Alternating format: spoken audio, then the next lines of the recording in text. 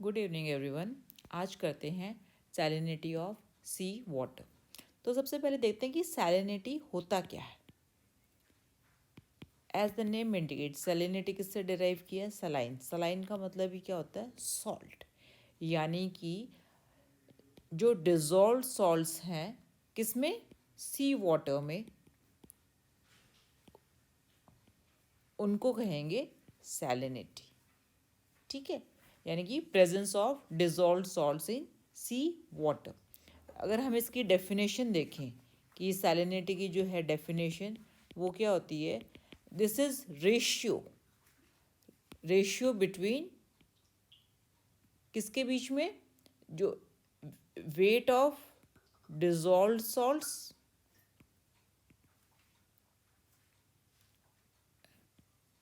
To the weight of sample sea water. ठीक है, यानी कि जो अगर हम उसे टेक्निकली डिफाइन करें, so it is the salinity is the ratio of weight of dissolve water to the weight of sample sea water. Now अब हम देखते हैं बेसिक फीचर्स जो है सैलिनिटी के, वो क्या क्या है।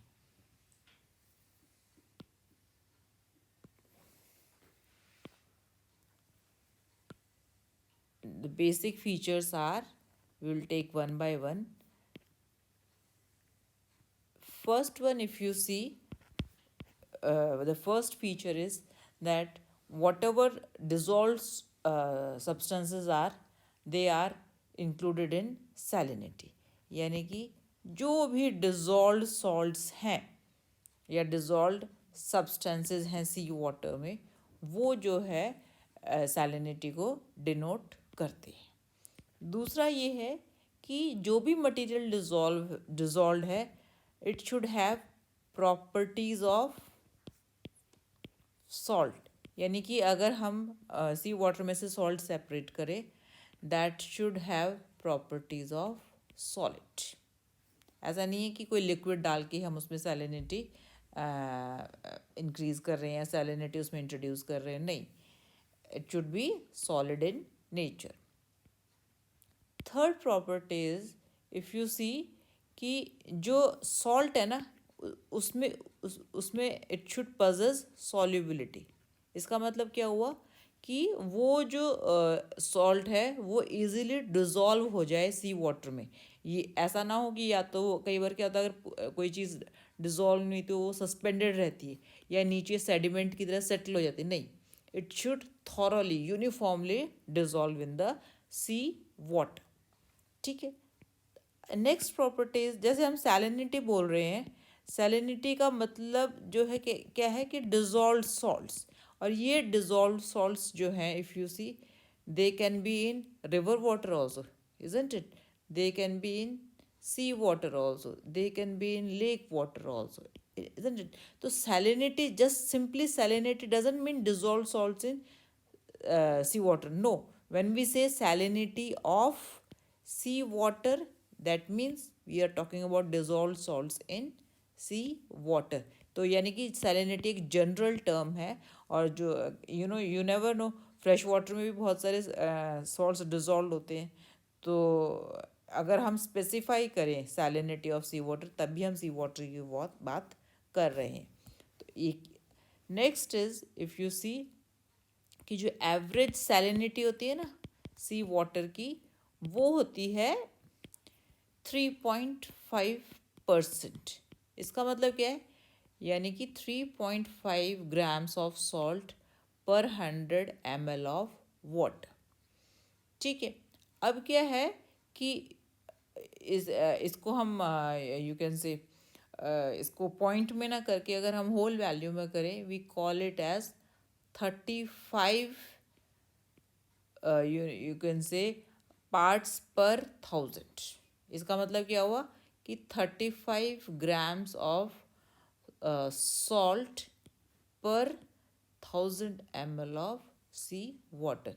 तो ये डेसिमल हटाने के लिए we call it as 35 parts, 35 parts per thousand, right? Another feature, if you see, okay, now these were the five basic features of, you can say, salinity of sea water. Now we come to the next topic, that is, if you see, what are the sources of ocean salinity?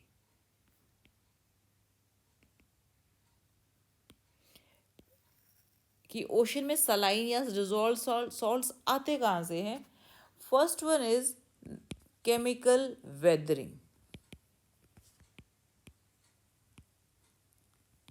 किसकी chemical weathering?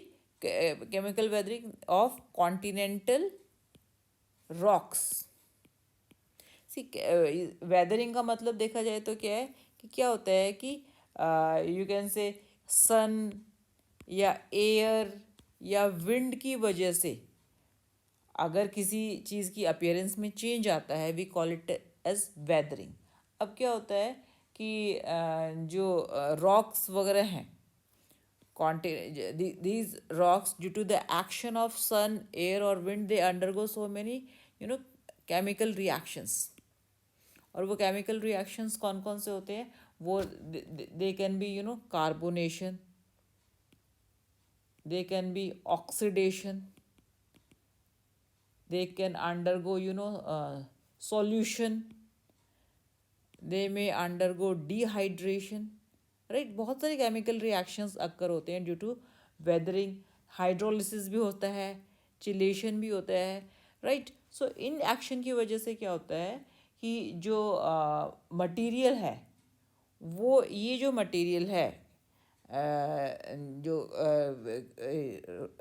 Due to the material produced due to weathering of rocks, this material, you can say, this dissolved substances, they get carried away by the water bodies like river और stream, और उनसे जो है ये dissolved salts कहाँ पहुँच जाता है?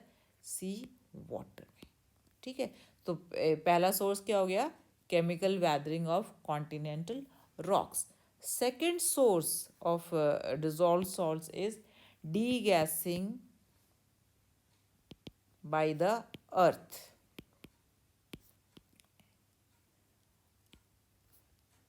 अंडर सी क्या होता है कि सी सरफेस पर बिलो वाटर बहुत सारे वॉल्केनिक इरप्शंस होते हैं, और ये वॉल्केनिक इरप्शंस के साथ साथ जो है क्या होता है कि they release lot of chloride and sulfate in undersea volcanic eruptions. So these chloride and sulfate, they are released in sea water, and which obviously increase the salinity, right? So this is another source of saline in sea water. Third source is atmosphere and biological actions. Atmosphere and biological action. What happens is atmosphere, if you see, कुछ gases ऐसी होती हैं जो atmosphere की, जो कि dissolve हो जाती हैं सी वाटर में ऑन इट्स सरफेस, और फिर वो पूरा स्प्रेड कर जाती हैं. सेम वे सी वाटर में बहुत सारे एनिमल्स और प्लांट्स हैं, और due to their biochemical actions going on in their body, they release certain salts in the water. So this is another source of salts, dissolved salts in water. Last, if you see, so these are the three, you can say, sources: chemical weathering, degassing, and atmosphere and biological actions. Now we come to the next topic, that is the factors, controlling factors of salinity. यानी कि सी, दो तरह के factors होते हैं. एक, कुछ factor ऐसे होते हैं जो कि सैलिनिटी इंक्रीज करते हैं, कुछ फैक्टर ऐसे होते हैं जो सैलिनिटी डिक्रीज करते हैं. तो आप सैलिनिटी जो है, इफ़ यू सी, जो कि इंक्रीज करते हैं, वो हैं एक तो है एवेपोरेशन, ऑब्वियसली जब वाटर का लॉस होगा तो सॉल्ट की कंसंट्रेशन बढ़ेगी। दूसरा है फॉर्मेशन ऑफ आइस। तो ये दो फैक्टर ऐसे हैं जो कि सैलिनिटी को इंक्रीज करते हैं। Now what about decrease? Precipitation. अब हम इनको एक ही अलग भी लेंगे। River run off and if you see melting of ice. Run off का मतलब है कोई भी जब वाटर जो है सरफेस पर डिस्चार्ज होता है ना, उसको हम रन ऑफ कहेंगे। जैसे अगर रिवर रन ऑफ है यानी कि अर्थ की सरफेस पर जब वाटर डिस्चार्ज हो रहा है रिवर में, that is river run of. या रिवर जो है वाटर डिस्चार्ज कर रही है सी सरफेस पर, that is river run of. Stream run of होता है, स्ट्रीम जो है जैसे वाटर डिस्चार्ज करती है रिवर में, we call it as stream run off. Okay, now if we first take the factors which increase the salinity। Increasing salinity का जो फर्स्ट फैक्टर था वो अभी हमने क्या देखा? The first one was evaporation, right. अगर आप देखोगे डायरेक्टली पॉजिटिव रिलेशन है। इवेपोरेशन किसका होता है अगर देखा जाए तो? वाटर मॉलिक्यूल्स का। ठीक है, जब वाटर जो है लॉस हो रहा है, water loss due to evaporation, तो ऑब्वियसली सी में जो है सॉल्ट की कंसंट्रेशन जो है वो इंक्रीज होती है। तो अगर सॉल्ट की कंसंट्रेशन इंक्रीज होगी तो सी वाटर की जो सैलिनिटी जो है वो भी इंक्रीज होगी। Even if you see evaporation जो होता है, यू नो दैट जैसे टेम्परेचर हाई होगा, अगर टेम्परेचर बढ़ेगा तो इवेपोरेशन भी बढ़ेगा, सीधा सा रिलेशन है ही। अब क्या होता है कि कई बार जो है अगर टेम्परेचर ज़्यादा हो और ह्यूमिडिटी कम हो तब भी इवेपोरेशन बढ़ता है। अगर टेम्परेचर ज़्यादा और ह्यूमिडिटी भी ज़्यादा हो तो इवेपोरेशन का रेट जो है थोड़ा सा कम हो जाता है, right. Now see, so next factor is ice formation. अब क्या होता है कि जब आइस फॉर्म होती है ना, तो आइस जो है केवल जो वाटर मॉलिक्यूल्स की फॉर्म होती है, ठीक है। यानी कि लिटरली सी वाटर में से वाटर मॉलिक्यूल्स को एक्सट्रैक्ट किया जाता है और उसके बाद वो वाटर मॉलिक्यूल्स जो वो फ्रीज होते हैं। यानी कि अगर हम सरफेस जो जब आइस की फॉर्मेशन होती है तो जो रिमेनिंग वाटर होता है वहाँ के जो है कंटेंट जो है वो हाईली सलाइन होते हैं, यानी कि सैलिनिटी जो है वो इंक्रीज हो जाती है। यानी कि ice formation is also directly proportional to salinity. जितनी ज़्यादा आइस फॉर्मेशन होगी उतना ही ज़्यादा जो है सॉल्ट कंसंट्रेशन जो है वो इंक्रीज होती है उस वाटर बॉडी की। इनफैक्ट अगर आप देखा जाए तो जो आइस होती है ना सी वाटर पर, वो जो है केवल सी वाटर में जो सॉल्ट होते हैं केवल उनका 30% ही उसके साथ फ्रीज हो पाता है। बाकी 70% जो सॉल्ट होता है वो रिमेनिंग वाटर में ही डिजॉल्व होता है। Now we come to the factors which decreases the salinity, right. Salinity को डिक्रीज करने वाले फैक्टर्स कौन कौन से हैं? फर्स्ट वन इज प्रेसिपिटेशन, ठीक है। प्रेसिपिटेशन में क्या क्या इंक्लूड होता है? जिसमें रेनफॉल, स्नोफॉल, ये सब प्रेसिपिटेशन में इंक्लूड होते हैं। सो ऑब्वियसली रेनफॉल में भी क्या है, it is purely water only, ठीक है। स्नोफॉल भी मेल्ट होके यू कैन से वाटर में कन्वर्ट होती है। सो addition of water decreases the salinity of that particular water body. So these are the factors which जो है contribute to decreasing the salinity, right? Now next factor if you see that was which contribute to decrease in salinity was melting of ice,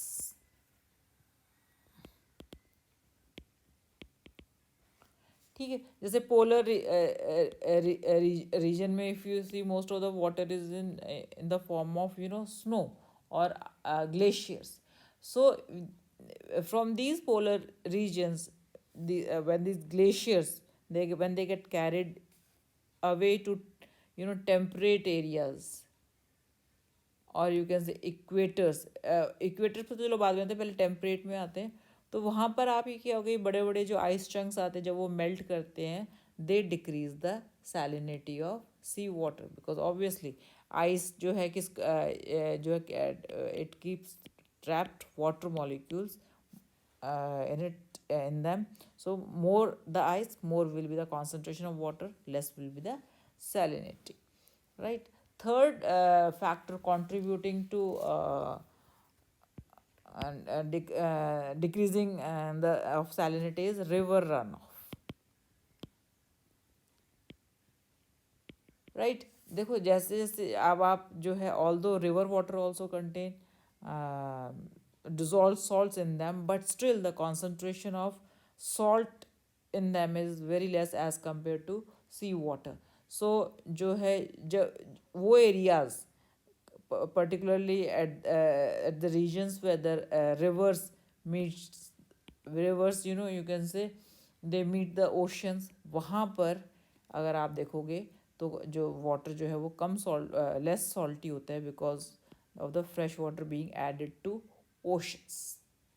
क्योंकि जो है if you see कि particular जैसे आप देखोगे जो जो रिवर के माउथ्स ऑफ रिवर्स हैं, वहाँ पर आप देखोगे कि जैसे गंगा है, कॉन्गो नदी है, वहाँ पर लेस सैलिनिटी इज फाउंड।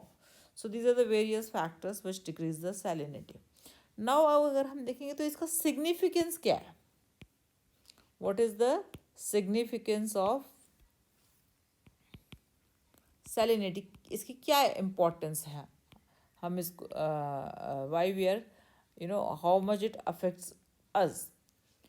अगर आप देखोगे कि जो सैलिनिटी है, इसका जो है physical property of sea water है, उसको बहुत ही अफेक्ट करती है। कैसे अफेक्ट करती है वो हम देखेंगे।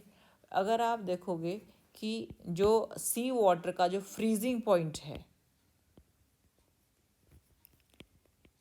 वो कैसे अफेक्ट होता है। देखो जनरली जो प्योर वाटर का फ्रीजिंग पॉइंट 0.0 डिग्री सेल्सियस होता है, बट अगर उसी वाटर में सॉल्ट मिक्स कर दें तो क्या होगा, वो वाटर सॉल्टेड वाटर अगर आप देखोगे तो वो जो है at what temperature it will freeze at -1.9 degree Celsius, यानी कि addition of salt decreases the freezing point. ठीक है। दूसरा अगर आप देखोगे कि बॉइलिंग पॉइंट, यूजुअली जो है वाटर जो है 100 डिग्री सेंटीग्रेड पर बॉईल करता है ना, 100 डिग्री सेल्सियस पर, बट इसी वाटर में अगर हम सी वाटर ऐड कर दें तो वो 100 डिग्री से ज़्यादा जो है इंक्रीज़ हो जाता है। जितना जितना सॉल्ट इंक्रीज़ होता रहेगा उतना उसका बॉइलिंग पॉइंट भी इंक्रीज़ होता जाएगा, right. Second impact is that अगर आप देखोगे कि density, salt and density are directly related. जैसे जैसे सैलिनिटी इंक्रीज होगी डेंसिटी भी उतनी ज़्यादा इंक्रीज होती है। Even sometimes it is said that जो सी वाटर सबसे ज़्यादा सलाइन है वहाँ पर जो है ह्यूमन बीइंग सेल्डम ड्राउन, वहाँ पर यानी कि बहुत कम चांसेस होते हैं डूबने के, ड्राउनिंग के, अगर सी वाटर जो है हाईली सलाइन है। ठीक है। Next factor is if you see जो इवेपोरेशन है that is controlled by salinity.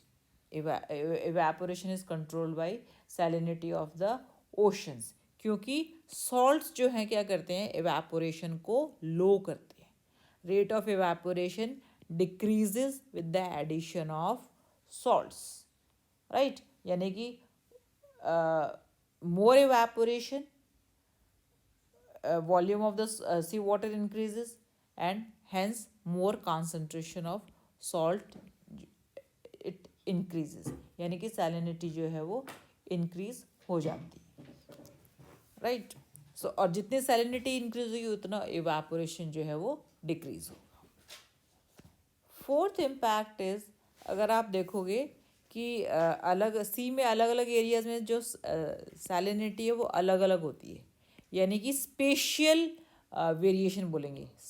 Special variation is related to space, यानी कि सी में भी अलग अलग स्पेस में अलग अलग कॉन्सेंट्रेशन होती है सॉल्ट की। तो उससे क्या होता है, due to different you can say salt concentrations at different areas, तो जो वाटर में, जो सी वाटर में जो करंट जनरेट होता है ना, that current generation is due to spatial variation of salt concentration. Current generation का मतलब क्या है कि जो वाटर में की जो डायरेक्शन है मूवमेंट की, that is current. Sea water में जो वाटर मूव कर रहा है सी में, वो जो है that movement is known as current. और वो करंट कौन डिसाइड करता है, different concentration of sea water at different spaces, right? So this is another factor. Another you can say impact significance of salinity. Last one is, अगर आप देखोगे कि salinity के कारण जो है और क्या अफेक्ट हो रहा है, जित मरीन ऑर्गेनिजम्स अफेक्ट होते हैं, and even marine plant community is affected, right? So depending on the salinity, we will have different type of flora and fauna in that area. I think this is sufficient for today, and this all enough has been included in salinity chapter. Thank you very much.